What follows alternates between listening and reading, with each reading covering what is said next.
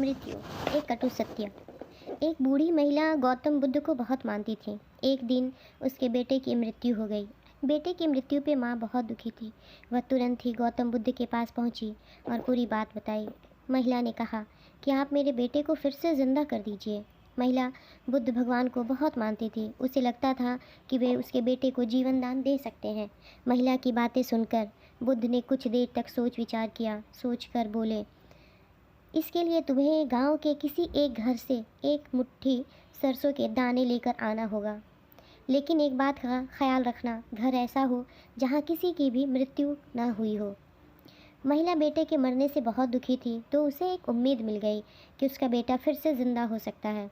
बुद्ध की बात मानकर वह गांव की ओर निकल गई और घर घर जाकर एक मुट्ठी सरसों के दाने खोजने लगी। महिला घर घर जाकर पूछ रही थी कि अगर इस घर में किसी की मृत्यु नहीं हुई हो तो मुझे एक मुट्ठी सरसों के दाने दे दो।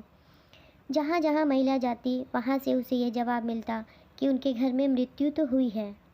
किसी के घर में पिता की, किसी के घर में माता, किसी के पत्नी की तो किसी के पति और किसी के संतान की मृत्यु हुई थी।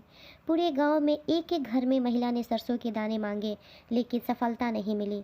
अंत में समझ आ गया कि बुद्ध ने उसे ऐसा करने के लिए क्यों कहा।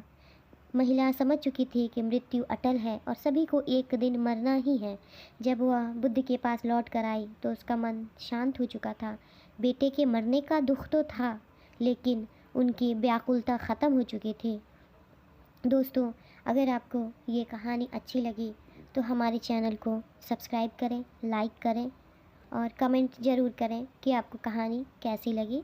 Thank you.